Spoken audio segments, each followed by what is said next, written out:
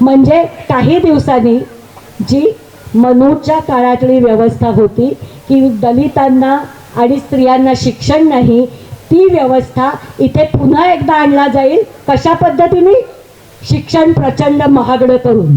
आपल्या सगळ्या वंचित समूहांना पुढे जाण्याचा, स्वतःचं परिवर्तन करण्याचा, स्वतःचा विकास करण्याचा मार्ग हा फक्त आणि फक्त शिक्षणातून जातो. पण तुम्ही डॉक्टर, इंजिनियर, शास्त्रज्ञ होण्याची स्वप्न बघू नका. या व्यवस्थेकडे पुढे नेण्याची ही भाजपची जी रणनीती आहे, ती रणनीती इथे चालवायची नसेल तर महानगराच्या शाळा वाचवण्याची गरज आहे, इथली BEST वाचवण्याची गरज आहे. आमचा पक्षाचा जो जाहीरनामा आहे त्याच्यामध्ये आम्ही असं म्हटलेलं आहे की महानगरपालिकेच्या बंद पडलेल्या सगळ्या शाळा आम्ही पुन्हा सुरू करू.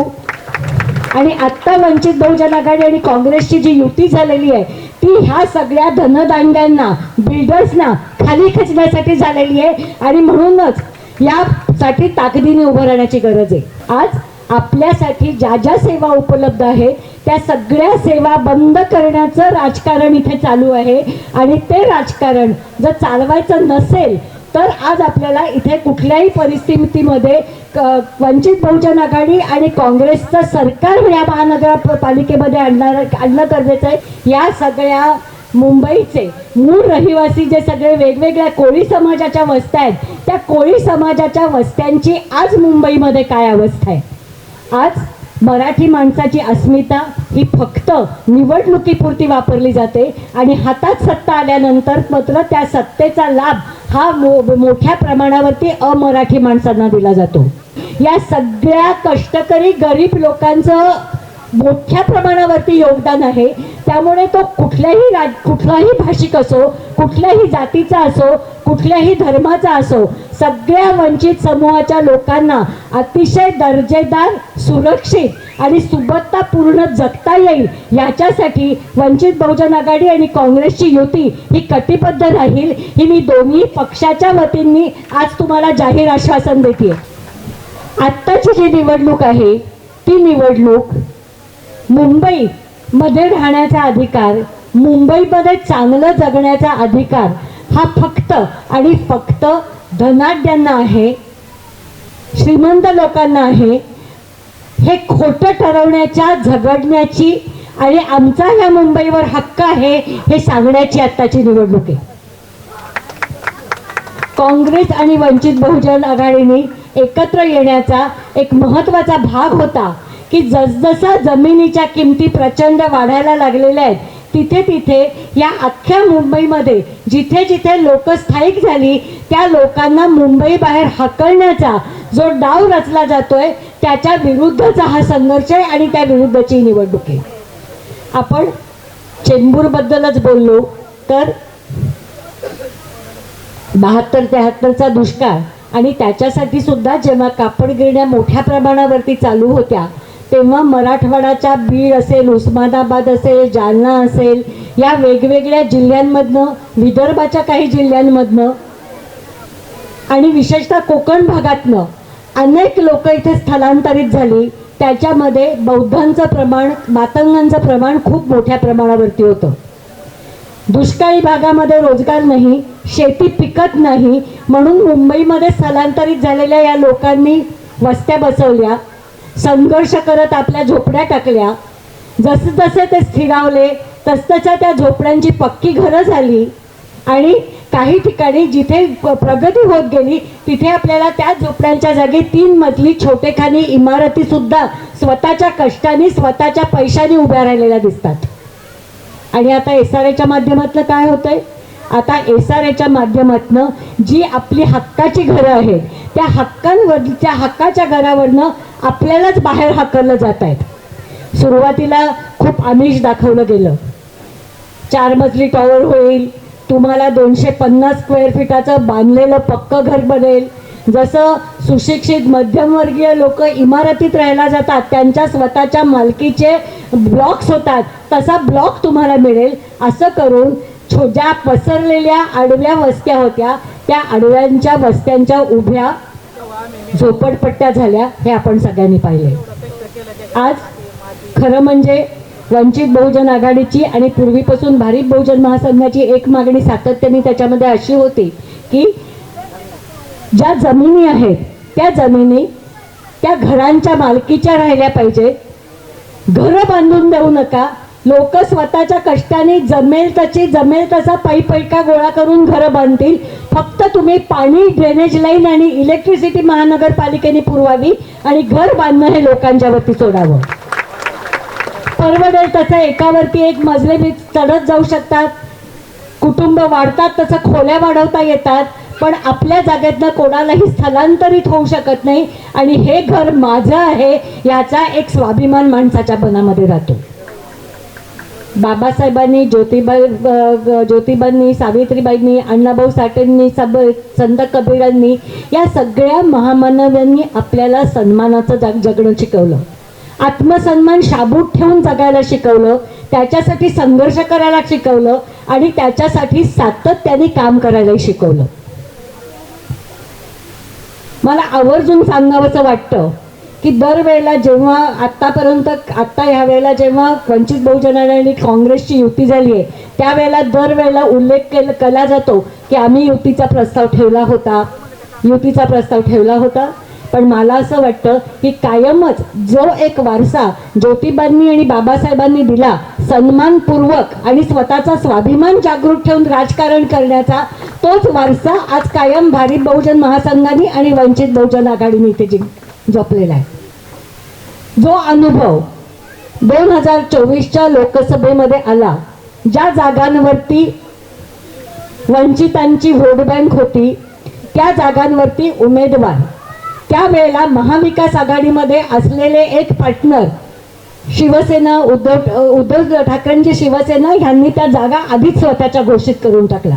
मला वाटतं हा अनुभव फक्त वंचित बहुजन आघाडीला आलेला नाही आहे, हा अनुभव काँग्रेस पक्षाला सुद्धा आलेला आहे.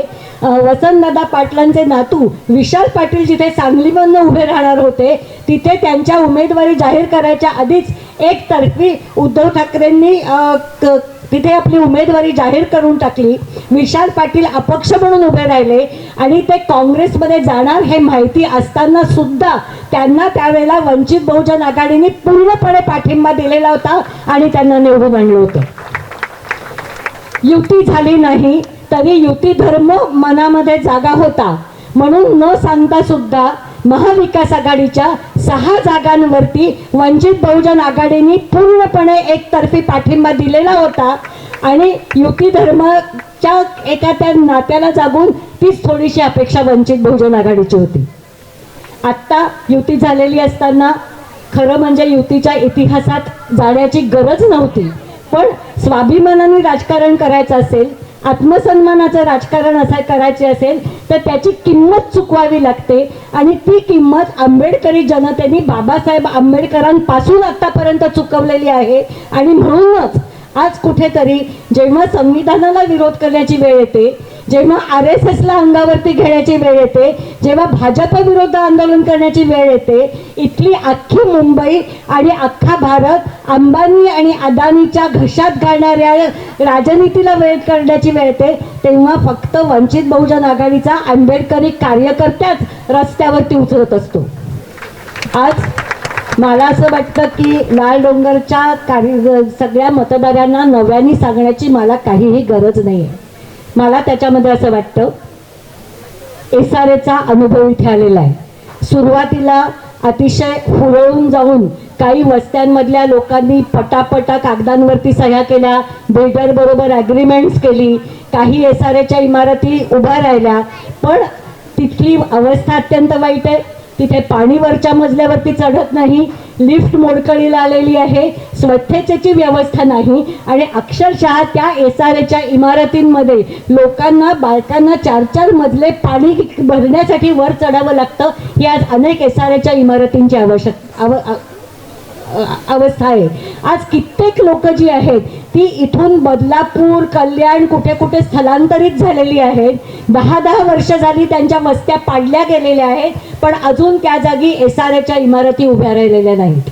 आज वंचित बहुजन आघाडीने कायम ही मागणी लावून धरली आहे की 250 स्क्वेअर फुटाचं घर आम्हाला मान्य नाही आहे, तर किमान 500 स्क्वेअर फुटाचं घर असणं आणि SRAमध्ये ज्यांची घरं जातील त्यांना 15,000 रुपये महिना भाडं हे मिळालंच पाहिजे. आणि त्याच्याही पेक्षा आम्हाला बिल्डरशी भांडण करायचं नाही आहे. बिल्डर स्वतःचा फायदाच करायला तिथे बसलेले, ते काही लोकांच्या कल्याणासाठी इथे येतात असं आम्हाला वाटत नाही. पण आमची अपेक्षा आहे की SRAचा जे ऑफिस सरकारी आहे त्या सरकारची ही जबाबदारी आहे की लोकांना न्याय मिळतोय की नाही बघणं, बिल्डरनी जी आश्वासनं दिली आहेत ती पूर्ण केली जात आहेत की नाही हे बघणं, ही आज SRAच्या ऑफिसची जबाबदारी आहे. आणि आमचा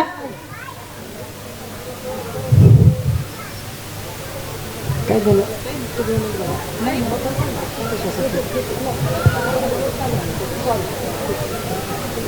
थांबवा ना.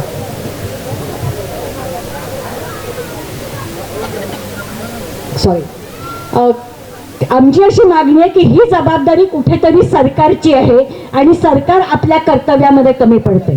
आता ह्याच्यामध्ये सरकार अडाणी आहे का, सरकारला कळत नाही आहे का नेमकं काय चाललंय, अशी काही परिस्थिती नाही आहे.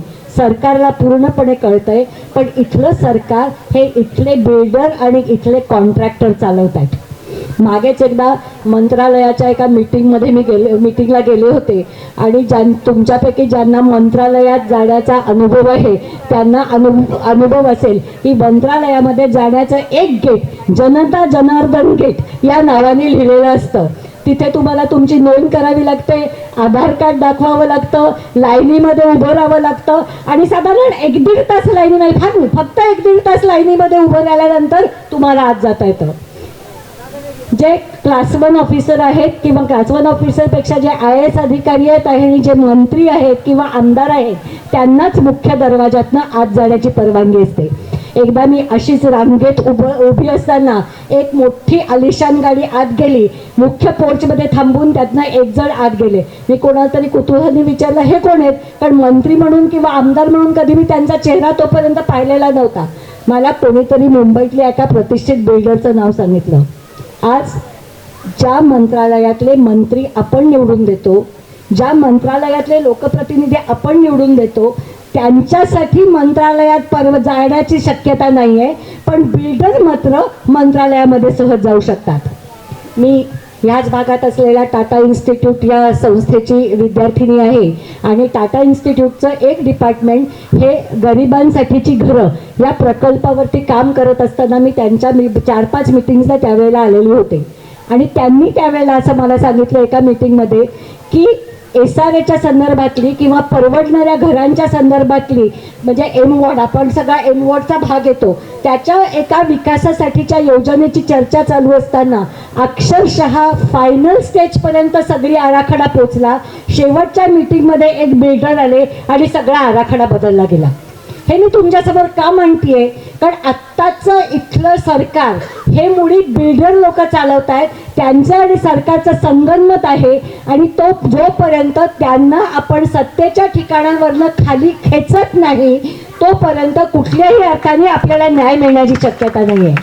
आणि आत्ता वंचित बहुजन आघाडी आणि काँग्रेसची जी युती झालेली आहे ती ह्या सगळ्या धनदांड्यांना बिल्डर्सना खाली खेचण्यासाठी झालेली आहे आणि म्हणूनच यासाठी ताकदीने उभं राहण्याची गरज आहे. मी सगळ्यांनाच इथे आश्वासित करू शकते, हे शशिकांत बनसोडे पण इथे उपस्थित आहेत. वंचित बहुजन आघाडी कायमच युती धर्माला जागलेली आहे आणि ह्याच्या पुढे जागत राहील याच्याबद्दल तुम्ही खात्री बाळगा.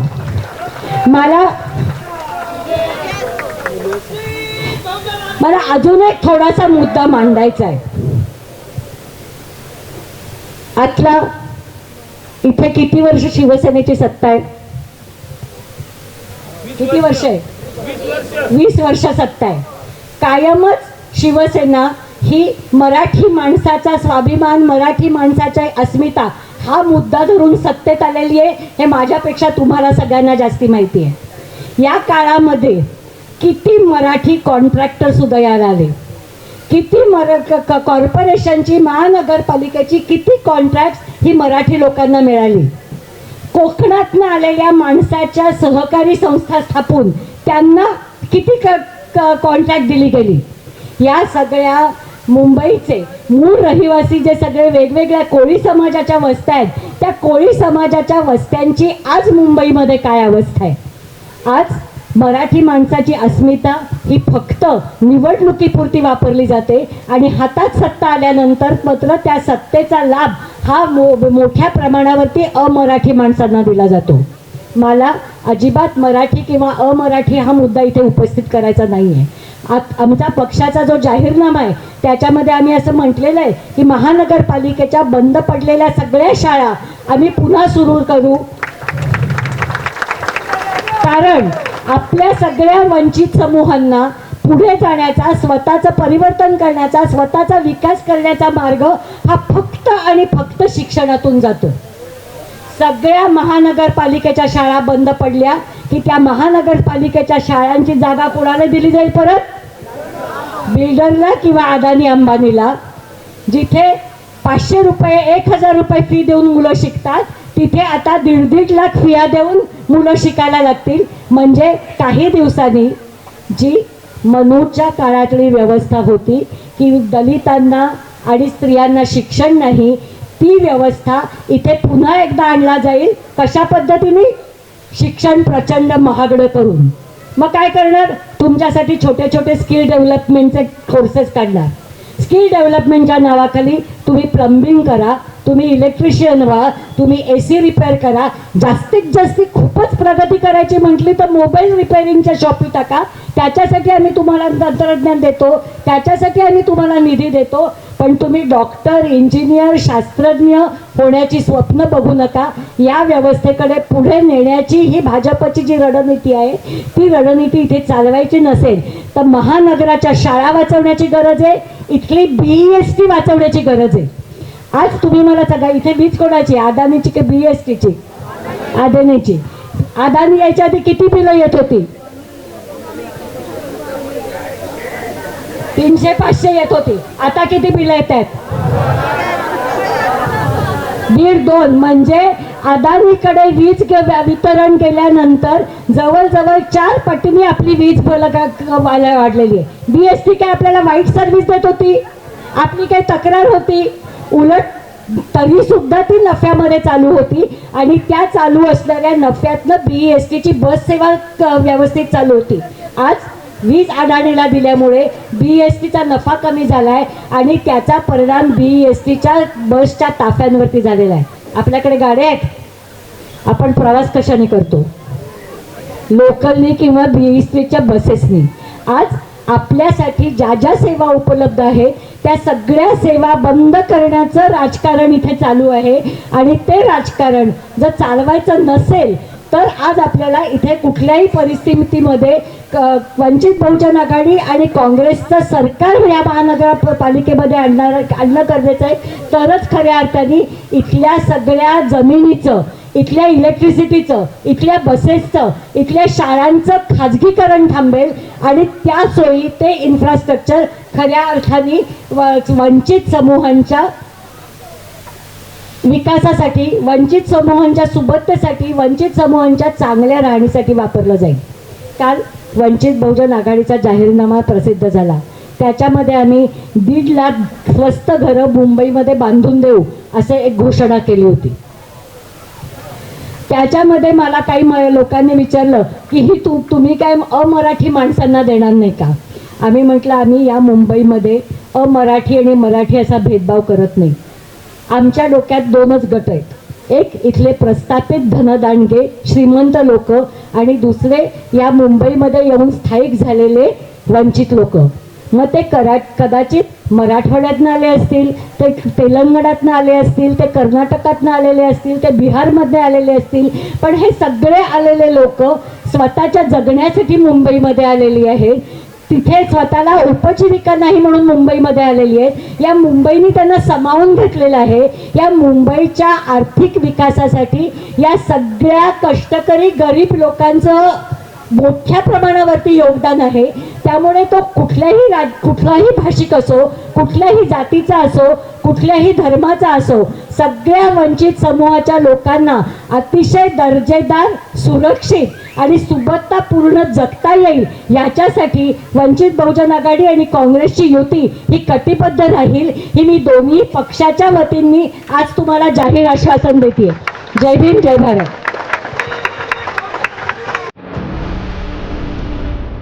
आप देख रहे हैं लॉर्ड बुद्धा टीवी.